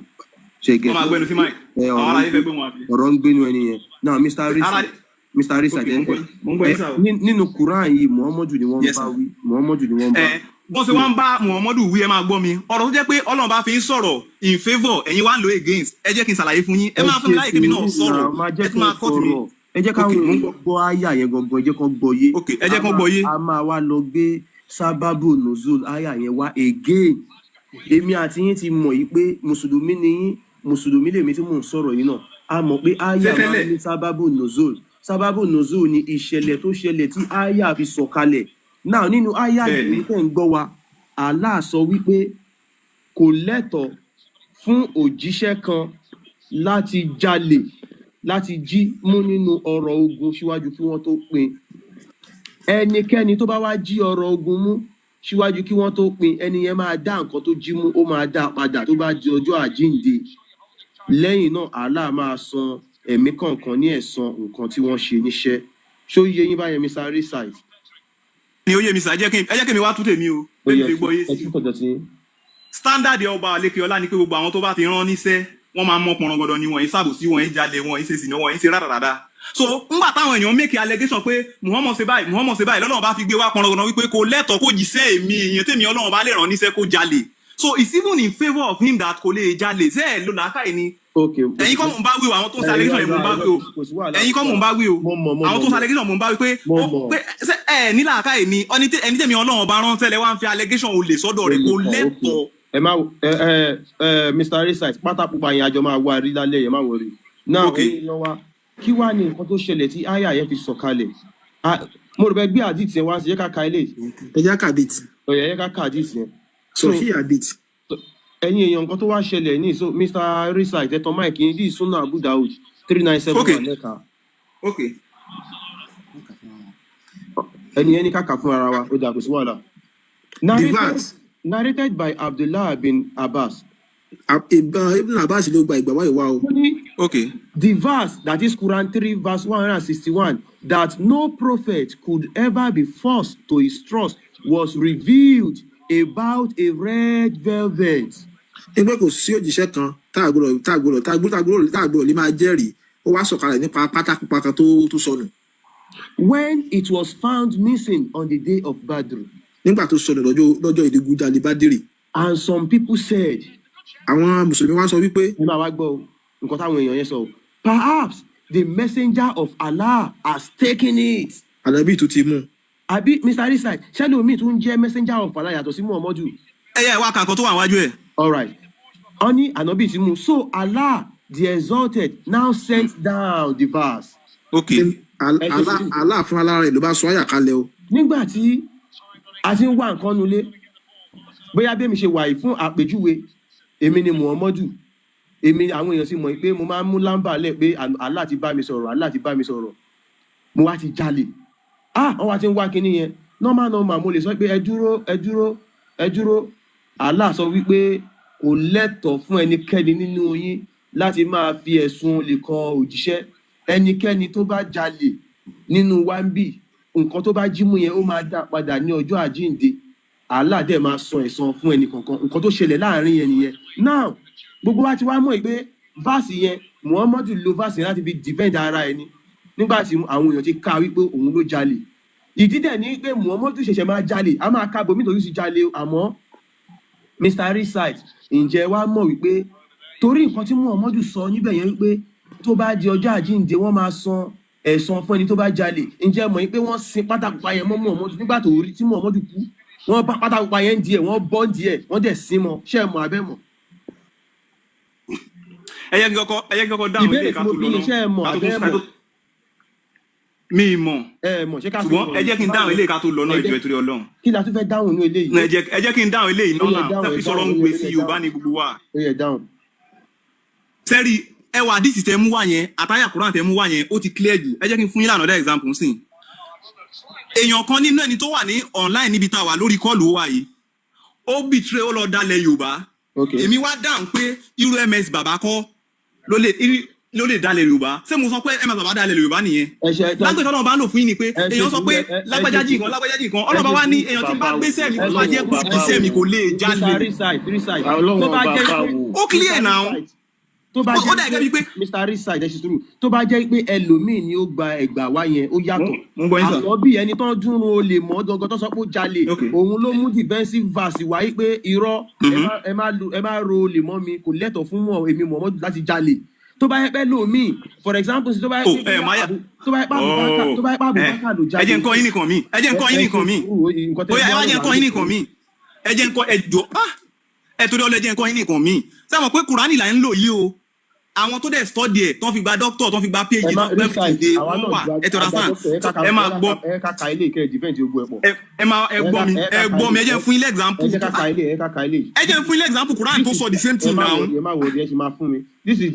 ẹ máa gbọ́ sẹ́yìn irú statement yìí gbà sọ pàànà bí n parọ́ irọ́ ló ń pa adágbégbá ní ó kàn sí blablabla ni Ọlọ́run bá sọ orú àyà yẹn kalẹ̀ pé wà máa yá ń tí kùwá nílá wà inú wa ilá máa Ọlọ́run bá máa ń dìbẹ̀ nínú Quran náà ibi tí progress wà gangan táwọn pé léyìí ohun tó sọ̀rọ̀ náà ló mú àyà wá eléyìí kọ́kọ́ lélẹ́yìí tí irú ẹ̀ ti ṣẹlẹ̀ náà. ibi tí issue yín wà gangan mo ti understand it. ok mo gbọ́ yín. òun náà ni wípé lọ́dọ̀ yín báyìí bẹ́ẹ̀ ṣe wà yìí Mr. Risite torí wípé nǹkan táwọn Lárúbáwá ṣe nǹkan tẹ́ ti mọ̀ láti kékeré wọ́n ti gbé ìgbàgbọ́ yín wípé Kùránì yẹn o òdodo láti ọ̀dọ̀ Ọlọ́run àbí láti ọ̀dọ̀ Allah ni ẹ̀yin ò mọ̀ wípé ọ̀rọ̀ Muhammadu ló wà ní Quran for example kí n sọ wípé Allah kí n sọ pé Ọlọ́run ti gbé mi dìde fún example kí n wá máa jalè kí n máa pààyàn kí n wá máa sọ pé Ọlọ́run Allah ló ní kí n máa pààyàn ẹ lọ kà ní Quran pé kẹ́dẹ̀ máa bá ní Quran níbẹ̀ kẹ́yìn má wà lè ronú wípé ẹ̀dúró tó bá tẹ̀jẹ́ pé lóòótọ́ Allah ìlọ́lọ́run tó yẹ kó sọ pé kó máa pààyàn ẹ wá lè question nǹkan tẹ́ ẹ̀ ká ní Quran yẹn ibi tí problem yín wà gan nìyẹn o ẹ ti believe wípé nǹkan tó wà ní Quran yẹn òdodo ni ẹ ò dẹ̀ mọ̀ pé Muhammadu kàn lo bovas yẹn láti fi defend ara ẹ̀ Muhammadu gangan ni Allah tó ń sọ̀rọ̀ the only thing tẹ́ ẹ lè fi sọ fún mi sìn wípé Muhammadu kàn ni Allah ni wípé lẹ́yìn tí Muhammadu kú ṣá Allah tún sọ̀rọ̀ Mr. Risite Allah sọ̀rọ̀ Muhammadu gbogbo ọ̀rọ̀ tẹ́ rí yẹn nǹkan kan bóyá Muhammadu sìn ebi ń pa ó wá róúnjẹ kan níbì kan a kàn sọ fáwọn ọmọ ẹlẹ́yìn ẹni pé Allah sọ wípé oúnjẹ tẹ́ ń jẹ yìí oúnjẹ tó wà níbí tí wà níbí Allah ní kí n lọ gbé ṣé bá wá kà nínú Quran wípé Muhammadu wà jalè bí ẹ wá sọ pé irọ́ kò jalè o Allah sọ nínú àlè Quran wípé Muhammadu lọ gbé oúnjẹ yẹn problem tẹ́ ní gangan nìyẹn Muhammadu lo gboscope yẹn ni ó jalè ó dẹ̀ sọ pé Allah sọ pé kò lẹ́tọ̀ fún òjíṣẹ́ kan láti jalè pẹ́yìn tó bá jalè ó máa jí nǹkan tó bá jí mú padà ẹ wá bá mi gbé àdìsí yẹn síbẹ̀ káka yẹn torí wọ́n ti colonize yín òun lẹ́fí ń rò pòótọ́ ni ẹ máa wá wo kínní this is Jami Atamidi 1048 ó ní Ibn Abbas narrated. Ibn Abbas sọ wípé a red velvet cloth was placed in the grave of the prophet pátákópa tó sọnù ìjọ kìnìún àná wọ́n fi sí inú sàárè Muhammadu nígbà tí níbo náà sọ pé tọkì ní àná ń bẹ àníkẹ́ máa wá tún sọ nìkan tí wọn bá ti sọ mo gbọ́ Yorùbá mo gbọ́ òyìnbó mo lè ká mò ń rí gbogbo àwọn tó ń gbọ́ wa náà dẹ̀ ń rí sẹ́ẹ̀dì àwọn kíni máa jẹ́ ká doubt yín bẹ́ẹ̀ ṣe wà yìí you can convince me to leave Islam if you are just but you cannot be doing you cannot be doing you cannot be doing all this somersaulting all this Maradona kẹ́lẹ̀ wò pé kírú mi no it's not right mo kàn ń sọ for clarity ni o bọ̀ mi ní sọ̀rọ̀ mọ́. kò sí àkọsílẹ̀ wípé Muhammadu ní pátá pupa ení lẹ́yìn ìgbà tí Muhammadu jí pátá pupa la tó mọ̀ pé Muhammadu ní pátá pupa now torí àsọtẹ́lẹ̀ tí Muhammadu ti sọ wípé tó bá di ọjọ́ àjíǹde ẹni tó bá jí pátá pupa yẹn ó máa gbé kọ́rùn ó máa mú jáde lọ́jọ́ àjíǹde òun ló fà á tí wọ́n fi bọ́ pátá pupa yẹn díẹ̀ nígbà tó kú tó fi sín mọ́ wọ́n sin pátá pupa yẹn. àwọn ilé ìtẹ́ ń sọ yìí àwọn explanation yìí ń bolẹ̀ ti rí i ẹ̀kọ́ explanation wà lórí ìsìn ẹ̀dẹ̀ sọ bí pé ó wà nù bẹ́ẹ̀ àti wọ́n pọ̀ síbì kan ẹ jẹ́ fún ilé example kan ok tí n bá ní MS bàbá jí ọ̀kadà MS bàbá gbọ́dọ̀ wà lọ́kadà fúnra rẹ̀ mọ́ láyé ni tí n bá ní MS bàbá nísìn ó máa yí dóná fẹ́ẹ̀ gbọ́dọ̀ dóná jẹ́ mọ́ ni. ẹ dúró tí ò bá sí ẹ̀yin mọ́mú ìtì yín báyìí tí ò bá sí àkọsílẹ̀ yìí pé MS bàbá ti fìgbà kan ní ọ̀kadà àbí ra ọ̀kadà tí wọ́n wá sọ pé MS bàbá jí ọ̀kadà so at the end of the day nígbà tí MS bàbá wá kú wọ́n wá rí ọ̀kadà yẹn lé ẹ̀ definitely MS bàbá ló jí ọ̀kadà yẹn mi rò pé yé yín kò sí àkọsílẹ̀. kò wá possible kan mú allegation kọ́ MS bàbá jí ọ̀kadà kó dẹ̀ lówó tí ò fi ra ọ̀kadà mọ́ láyé. this is just too simple. ẹ farabalẹ̀ ó lè lówó ọ̀kadà lóòótọ́ kó jẹ́ pé ọ̀kadà tó jí yẹn bàjáàjì ni kó jẹ́ pé owó ètò ní owó Vespa ni ṣe understand now Muhammadu ó jí pátákópa kò túmọ̀ sí pé kò náṣọ àwọn ẹlòmíì wọ́n ní ọ̀kánjúwà débi pé wọ́n máa ní nǹkan ló tún máa wọ̀ wọ́n lójú Muhammadu jí pátá pupa kò túmọ̀ sí pé Muhammadu ò ní pátá lé tẹ́lẹ̀. ẹ ṣe sùúrù sà. ẹ sọ̀rọ̀ ẹ láìtì mi lórí kíní kan lẹ́ẹ̀kan mo dẹ̀ fẹ́ react lórí ẹ̀ ẹni ó dàbí pé wọ́n ti colonize mi èmi náà ti nǹkan tí mo jí bá wàláhì àsásàn yín yẹn ẹ̀ parọ́ o ẹ máa I'm an objective person ẹ get because wọ́n bí mi sínú Islam ni o àdébí wọ́n bí mi ẹ máa gbọ́ mi àdébí wọ́n bí mi sínú Christian náà ó pọ́sùn kò jẹ́ pé Christian ni màá ṣe o. Mr. Risai ẹ ti get ẹ ṣe sùúrù. You have been mentally colonized. ẹ ṣe sùúrù now it's just too normal ẹ get bẹ́ẹ̀ wàhálà it's just too normal but wọ́n lè bí mi síbẹ̀ yẹn náà kí n tún padà tí n bá rí nǹkan míì mo fààyè yẹn lẹ̀ fún yín ẹ mọ̀ pé mò ń sọ látàárọ̀ then ẹ wá sí sùúrù. ṣe fààyè yẹn lẹ̀ fún wa ẹ rí pé ṣe ni ẹ̀ ń bá wa argue bá ṣe ń fún yín. ẹ ṣe sùúrù now ẹ ṣe sùúrù ẹ ń jẹ́ kí n ẹ máa ń kọ́ tì mí ẹ máa ń búlì mi pẹ̀lú pé ẹ̀mí kọ́ ló ní platform ẹ̀ ń jẹ́ ń sọ̀rọ̀ parí náà mo fẹ́ mọ́rọ̀ wá sí ẹ̀ jẹ́ ń parí ẹ̀ kò lè dá orí bẹ́ẹ̀ ọmọ Yorùbá jọ ni wá nǹkan tẹ́yìn náà pèpè ní pé ká ẹjọ́ ríra wa as brotherhood ọmọ Yorùbá ni wá nìyà Islam ní ká má sì mọ́ra wa náà Olúwa ló tì mí no Olúwa ló tì mí ní orúkọ Yorùbá mi tí n bá kórìíra Yorùbá mi ní fi sínú orúkọ mi. tẹ́ ẹ bá nífẹ̀ẹ́ mi bí mi ṣe ń ṣe mùsùlùmí Allah máa sọ yín sínú náà torí nǹkan tá Allah sọ ní pé kẹ́ kórìíra ní tí ó bá jẹ́. ẹ̀yin ò gbọ́ yé débẹ̀ ni bọ̀ kò sí wàhálà yẹn kọ́ ni topic wa ẹ jẹ́ kí n sọ fún mi. a máa débẹ̀ náà but mo ń gbọ́ yín ó lè lọ fáfà now sẹ́mo so nǹkan tí mo ń try láti drive at ni pé ẹ point out pé bóyá wọ́n ṣe colonize mi ni yes it's just too right ẹ understand but as time goes on ẹ gbàgbé èmi ṣe research èmi fojú mi lẹ̀ mo fi làákàyè mo fi everything lẹ̀ but let's even assume I don't even want to be Muslim I don't want to be Christian I want kí n ṣe ẹ̀yin preach fún wa báyìí pé ká wá ṣe ti Yorùbá àbí. ok Mr. Risai. ṣé nǹkan tẹ̀ ń sọ fún nìyẹn. Mr. ẹjọ ṣé ọkọ bá ń sọ̀rọ̀ mi Mr. Jibola yẹ tán ẹ pa máìkì yín Mr. Risai. Yes sir. àwọn kan fẹ́ kẹ́ mọ̀ kíní kan because a mọ̀ pé you are educated ṣe get mo fẹ́ kẹ́ ọkọ mọ̀ kíní kan wípé religion is man-made. Get what they sọ tẹ́lẹ̀ only religion is the opium of the masses. Tẹ comment now. Títọ́ ló wá títọ́ ní comment wa. Tẹ́yìn comment ni. Ṣé ti gbọ́ yẹn tẹ́lẹ̀? Wọ́n ní religion is the opium of the masses. Mo gbogbo àwọn yẹn á ti mọ̀ tẹ́lẹ̀. So bí mo yẹn sọ. Ẹ má jẹ́ kí n conclude ọ̀rọ̀ mi. Ẹ jẹ́ kí n mo dùbẹ́ ti délẹ̀ kí sáré fún yín lé sí. No mo ní ṣebí nǹkan tẹ́ ń pè wá sí ni pé ká wá sí religion tó jẹ́ ti Yorùbá gbogbogbò. Mo fẹ́ fún yín lé sí ni. Okay. Number 1 òun ni pé Yorùbá ò nẹ́sìn. Ọlọ́run Olódùmarè tó dá wa kò nẹ́sìn. Torí pé tọ́lọ́run Olódùmarè bá nẹ́sìn ni kò ní máa stress wa wọ́n á ti bí wa mọ́ ẹ̀sìn wọ́n máa kọ ẹ̀sìn yẹn wọ́n á kọ́ sọ́wọ́ wa. Ẹ ò má tẹ̀wọ́ labálà àwọn ẹni tó kọ́.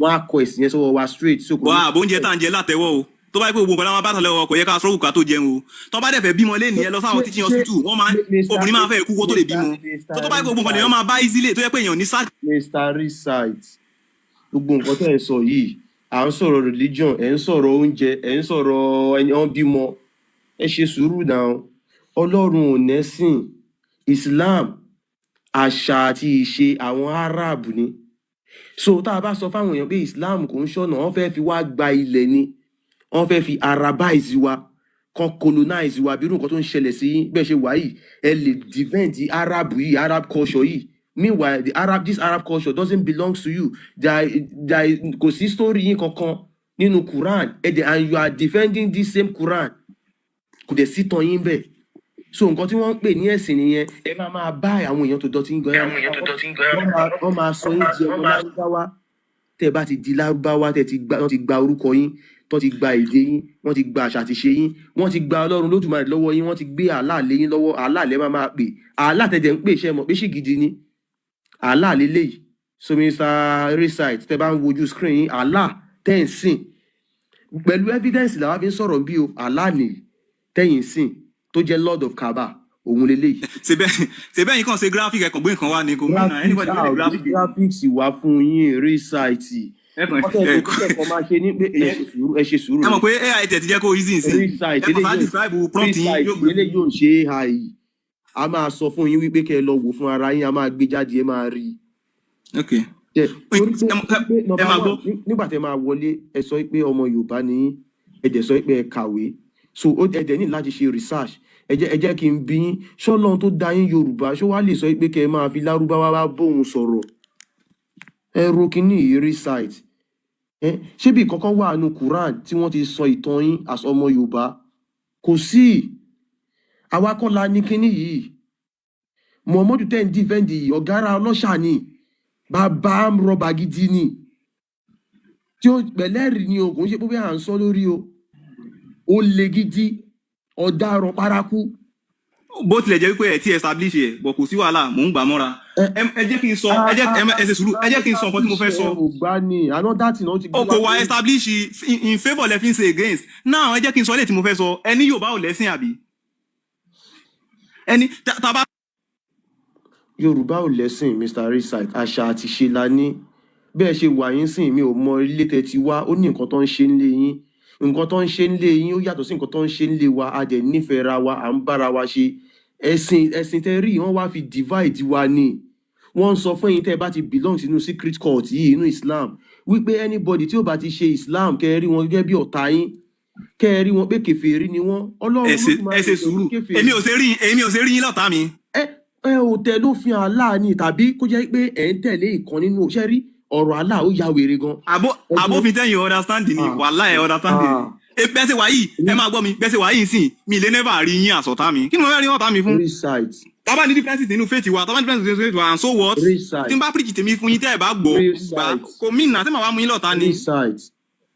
tó ẹ jẹ́ kí n sọ kankan fún yín sẹ́rí ara nǹkan tí a gbọ́dọ̀ ṣe gẹ́gẹ́ bí ọmọ Yorùbá ẹ jẹ́ ká wálé tẹ́ mọ̀ pé Yorùbá lẹ́ ń ṣe ìdìfáwò fún Yorùbá lẹ́ ń preach fún Yorùbá lẹ́ ń try láti advocate fún word ẹ fẹ́ bẹ̀rẹ̀ látọ̀dọ̀ àwọn atajọ́ ọmọ Yorùbá fúnra wa ẹ ti understand now ẹ jẹ́ kí wọ́n sọ fún yín pé sí nǹkan tẹ̀ ń ṣe yẹn tó ẹ try o ẹ gbìyànjú o because nǹkan tó hàn sí yín lẹ́yìn ṣe yẹn ẹ ti understand but máa sọ fún yín pé nǹkan tí ò tẹ̀lé fi work ti pọ̀ jù sẹ́rí ẹ jẹ́ ká gbà pé package ni Quran package ni Bible ẹ má jẹ́ ká tanra wọn rí package kí ni Yorùbá fẹ́ package gbogbo ilé ìtẹ́ ń sọ lẹ́ẹ̀kan ẹ máa gbọ́ mi ẹ jẹ́ kí n sọ ẹ jẹ́ ń sọ ẹ máa jẹ́ ń délé o ẹ jẹ́ ń sọ̀rọ̀ abáríkà wọnú àwọn kan mí tẹ́ ń sọ yẹn Yorùbá tẹ ní àkàfi Islam lẹ́ o Islam ò da eléyìí ò ṣe wọ́n ní kẹ́ pa èèyàn ni wọ́n ní kẹ́ hate èèyàn ni Yorùbá ni ò ní ká hate èèyàn tó jẹ́ pé ẹ gbẹ́bọ báyìí ẹ sọ̀rọ̀ àlejò tẹ́ bá ti rí ẹ fi rúbọ ni lóòyè ara tradition Yorùbá ni Yorùbá jọ gbogbo wa tó gba àwọn ẹlòmíràn tẹ̀yẹ ló ń preach humanity.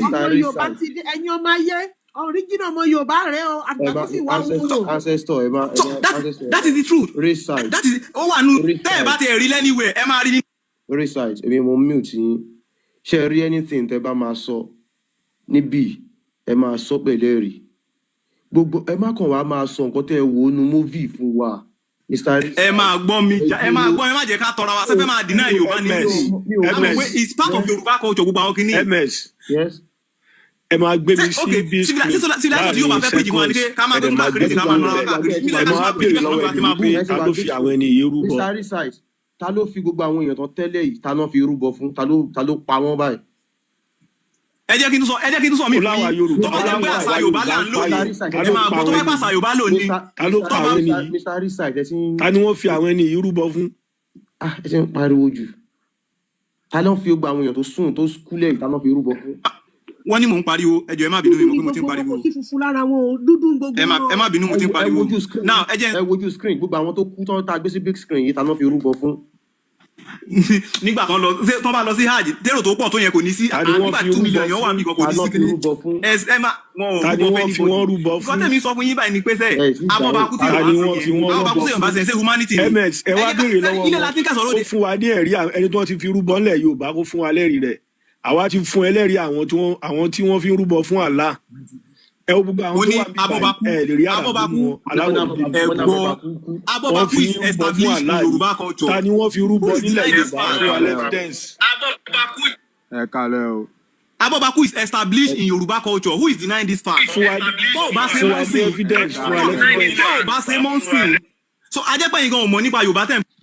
Kudus yẹn ariwo ẹ ti pọ̀ jù àbí ọdún ẹ̀yẹ kù ṣé ó jábọ̀ ní àbọ̀ yọ àwọn pípò yìí wọ́n ti mi ò mọ reason tí wọ́n. ms ẹ sọ̀rọ̀ sórí nǹkan yẹn bó ti lọ yẹn náà so àwọn tí à ń bá sọ̀rọ̀ ló ṣe ó wà important àwọn tí wọ́n fi rúbọ fún Allah àwọn lè rí fọ́tò wọn yẹn ẹ sọ̀rọ̀ lórí ẹ̀. kò dẹ̀ sí ọdún kan kò sí erista lọ́dọ̀ kò sí ọdún kan tán máa lọ sí hajj tí wọ́n máa lọ sọ pé èmi nìyí Allah àwọn ò mọ̀ wípé ṣe ló ń sọ fún Allah pé èmi rè é kọ́jà tó lọ wọ́n máa ti kọ́kọ́ sign because wọ́n mọ̀ ìgbọ́n fẹ́ wá fi yín rúbọ ni Allah dẹ̀ máa ń pick èèyàn randomly ni ẹni tó rí ẹ bá ti gbàbọ̀dẹ̀ tó bá lọ Mẹ́kà kò lè bọ̀ ó máa kú sọ̀hún ẹ ti sign wípé tẹ́ ẹ bá ti kú òun ò ní gbókù yín wálé o ẹ ti sign Allah ò pa rárá lọ́dún á sì pa bí i 1000 bó dẹ̀ ṣe ń pa wọ́n lọ́dọọdún nítorí pé wọ́n sì mọ̀ wípé Allah yìí olórí burúkú tó máa ń pààyàn ni wọ́n wá lọ́ọ̀kì ẹ wò tó bá jẹ́ pé wọ́n ń pààyàn bẹ́ẹ̀ ṣe. ẹ jẹ́ kó ṣàlàyé ọ̀rọ̀ jàre ẹ̀yin nìkan lẹ wà ń bí ni tẹ́ ẹ̀ ṣe bí ẹ̀yà àwòkọ. torí pé àwọn bùnmi kò lè tó yẹn síbẹ̀ ẹ jẹ́ kí n délẹ̀ torí pé àwọn lárúbáwá yẹn ti mọ̀ pé kò síbẹ̀ ṣe fẹ́ wá sọ́dọ̀ Allah tẹ́ ẹ̀ ní kú wọ́n wá sọ pé ẹni tó bá ti kú síbí àdùjọ náà Firdaus straight torí pé wọ́n ti colonize yín wọ́n ti deceive yín wọ́n mọ̀ pé wọ́n need blood yín wọ́n fi yín ṣe wọ́n fi yín renew rituals ọ̀dọ̀ tí wọ́n nílùú wọn ẹ̀yin fi ẹ̀mí ra yín lélẹ̀ there is no àlùjọ náà anywhere you are going there láti lọ kú láti fi wọ́n fi yín rúbọ àtọmọ kékeré àti olóyún àti àgbàlagbà àti ọ̀dọ́ ni Allah máa ń pa kò pa rárá lọ́dún àpá 1000 ẹ̀jẹ̀ ti gbọ́dọ̀ sáyẹn ọ̀dẹ̀ ní gbókù yín lẹ̀ gbogbo òkú yín tó bá ti padà wá jẹrà gbogbo agbárí yín àwọn lárúbáwá tún máa tà á ẹ̀yin wá síbí lẹ́ẹ̀rí ọmọ Yorùbá tó ń sọ wípé ó ń dìfẹ́ǹdì àwọn slave man style ó wá ń destroy ilẹ̀ tiẹ̀ ó ń yídì síta ó wá ń tọ̀ sínú ilé ó ń fi ọwọ́ òsì júwe ilé àwọn bàbá wa dẹ̀ sọ wípé ọmọ àlè ló máa ń fọwọ́ òsì júwe ilé bàbá ẹ̀ àti sọ́ńbì pé Ọlọ́run Olódùmarè ò nẹ́sìn Islam tẹ̀ ń ṣe ẹgbẹ́ òkùnkùn ni wọ́n colonize yín ni ó wá ń sọ́n sí òkè tó bá yẹ pé wọ́n colonize wa ní tán package ẹ̀ wọ́n rí package níbi kí ni Yorùbá fẹ́ rí package we are telling you pé oko parun lẹ́wà ó wá tún sọ pé ẹgbẹ́ ṣe wà lóko parun yẹn ó pè ẹ́ meanwhile ẹ ń fọwọ́ ara yín ẹ fi ń dìgì grave ara yín ni tí wọ́n bá lọ tó o kú sínú Islam tó o bímọ sínú Islam táwọn ọmọ ẹ ò mọ nǹkan kan tó yẹ pé Islam làwọn náà ṣe tí Islam bá fi lè gba ilẹ̀ yín nǹkan tí wọ́n ṣe ní Egypt Morocco Algeria Tunisia òun ló máa padà wá ṣe fún yín gbogbo àwọn àrọ́mọdọ́mọ yín tẹ́ bá fi sílẹ̀ sórí ilẹ̀ ló máa pa gbogbo wọn ló máa pa ilẹ̀ yín ó máa lọ gbogbo pé there is ẹjọ́ kan bọ̀ tí wọ́n máa ọjọ́ ìdájọ́ gbogbo yín ọjọ́ tó máa kó gbogbo yín tí gbogbo ayé máa. ń gbọ́rọ̀ yín bọ̀dé continue to mute me náà ẹ sọ fún ọkọ máa mute me. ẹ̀mi just on mute torí pé interject wa ni nígbọ́jọ́ kan bọ̀ tí. they are doing it automatically. èmi mo mute yín sẹ́ ebi kẹjẹ́ kí n sọ̀rọ̀ ẹ máa sọ̀rọ̀ náà èmi mo mute yín ẹ máa sọ̀rọ̀ náà. nígbà wo ìgbà wo ló máa sọ̀rọ̀ ìgbà wo ló máa sọ̀rọ̀.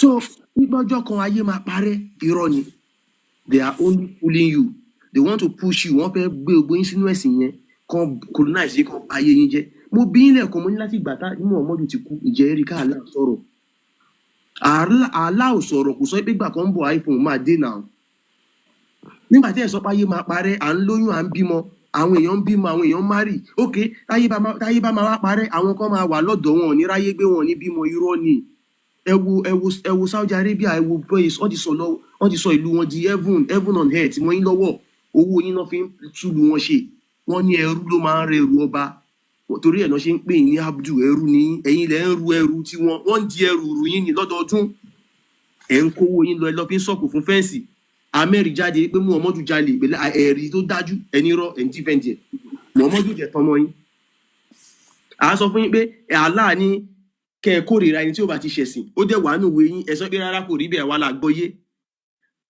ibi kan tẹ̀ tún wà nù Quran tó sọ pé ẹ máa tan àwọn tí ó bá ti gbàgbọ́ ẹ máa parọ́ fún wọn láti tàn wọ́n sínú Islam tó túmọ̀ sí pé ẹ ń lo tẹ̀kíyà fún wa ẹ ò dẹ̀ mọ̀ pé gbogbo kíní yẹn làwa ti mọ̀ gbogbo scope yẹn la ti mọ̀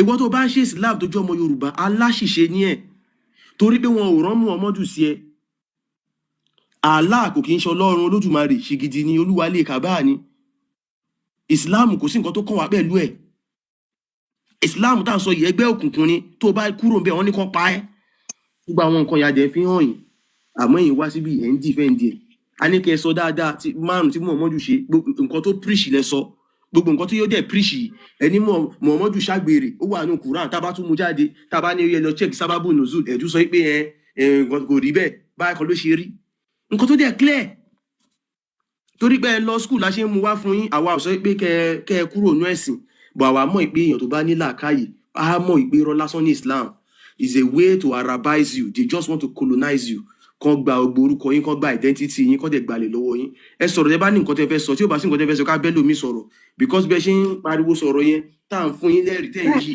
téèyàn bá ti ń parọ́ báyìí àwa máa ń larí ẹ̀wọ̀n káàbáyé. mo fọ́ fún yín tẹ́lẹ̀ mo sọ́ọ̀rì mi ò fọ́ fún yín mọ́ mo ti remove ẹ̀ mi ò fọ́ fún yín mọ́. so ẹ lè sọ̀rọ̀ báyìí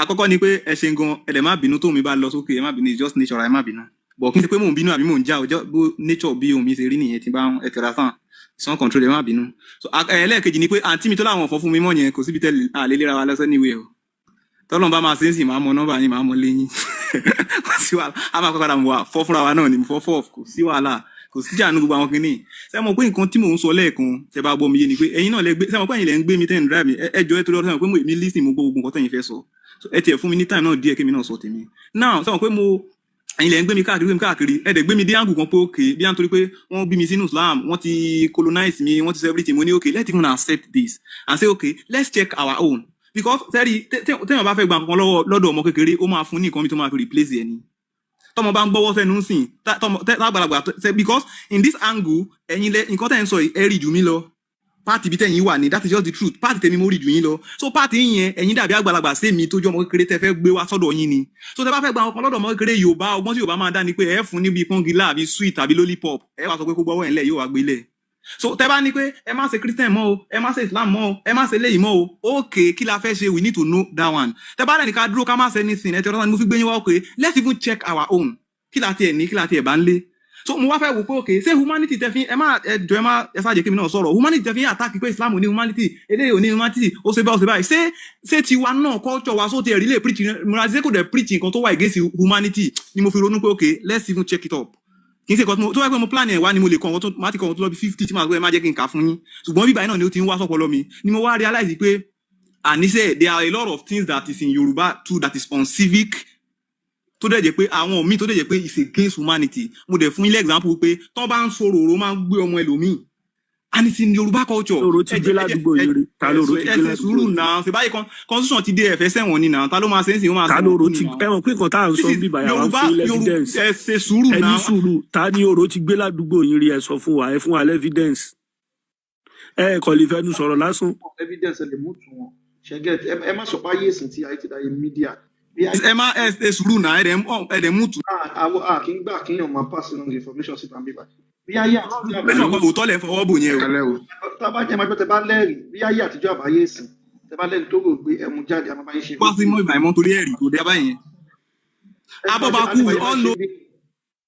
ẹ máa gbọ́ tẹ bá lẹ́rìí nǹkan bí a family yín kan wọ́n pa bàbá ẹ̀ jáde bọ̀ bá kún wọn pa evidence wa àmọ́ bá yín ṣe fídíò bí ìlú báyìí nílùú báyìí wọ́n lè ṣe nǹkan bá ṣe máa ń ṣe ń bí nìyẹn gbogbo nǹkan ta ní Muhammadu ṣe àfún yín lẹ́rìí so ẹ̀yin lẹ sọ pé ọmọ Yorùbá ní ẹ̀dẹ́ fẹ́ràn ẹ jẹ́ ń fún yín lẹ́rìí ẹ jẹ́ ń fún yín. sọ nǹkan bí á múvì ẹ̀ ń sọ so ẹ lè ṣe kámẹ́rà yín tẹ bá lẹ́rìí tẹ fẹ́ mú jáde ṣẹgbọ́n so ẹ lè take over moderator iṣẹ́ yín. ó wà nínú bó tiẹ̀ jẹ́ government textbook normal government textbook àbí civic lẹ́fẹ́ kà ẹ lọ ka pre-colonial administration àbí any administration tẹ bá kà nípa Yorùbá ẹ máa rí i pé it's clearly established there is Abobaku in Yorùbá land simple now in Ọ̀yọ́ Mèsì ẹ lọ gbé any textbook wá any textbook wọ́n ṣe fún ọmọ secondary school lásán.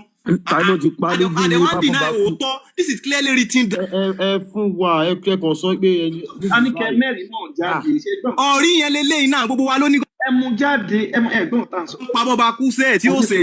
ó dàbí kíkan sọ ń sìn pé ní àná o Allah àti Muhammadu wọn bára wọn sùn Allah dòdì Muhammadu kì í sọ pé lánàá ó ṣẹlẹ̀ lánàá kí mẹ́rin wá kí wá ní àwọn wà. ẹ fẹ́ káyé gbòòtọ́ mọ̀lẹ́ fi ń mú mi yẹn o ẹ jẹ́ kí n sọ̀rọ̀ o. pàtì kan ni mo mú wá tẹ̀ ń mú mi o.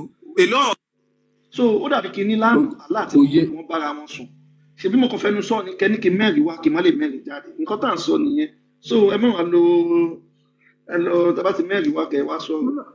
olówó èkó bọ̀dá yìí ò ná ọpọlọ wọn ti há tán bá ní nǹkan há ọpọlọ wọn ti há mọ́nú ògiri àwọn arìndín ọmọ wọn náà fẹ́ wá fi nǹkan gbalẹ̀ lu yín ẹ̀dẹ̀ rí Afghanistan bó ṣe ẹ̀rí kíní bó ṣe rí pé wọ́n ti fi ẹ̀sìn gba gbogbo ìlú tán ẹ̀dẹ̀ ẹ̀sìn náà ẹ̀yin wọn lè ṣì wà Abọ́bakú bàbá Abọ́bakú. ẹ kálẹ́ o.